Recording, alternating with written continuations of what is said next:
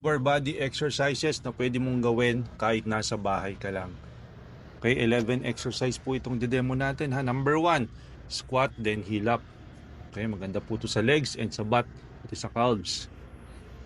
Number 2, squat then kick back. So pag ginawa po natin sa kanan, gawin din natin sa kaliwa. Number 3, squat side kick. So para sa may hip dips po natin yan. Ito naman po, good mornings. Pwede rin po kayo magyakap ng something heavy para may resistance. Ito naman po is teapot. So maganda sa hamstrings and glutes.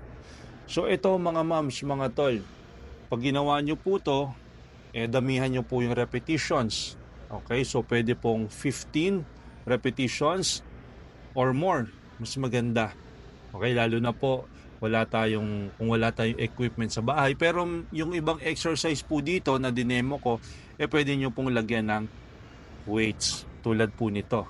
Okay, and itong susunod yung curtsy lunges natin. So pwede po kayong humawak ng dumbbells para po ma-overload yung legs, butt, and yung hips natin. And then last one, kneeling hip thrust. So kung nakatulong po tong video na to, paki-share, paki-like, and maraming salamat po. Bye-bye!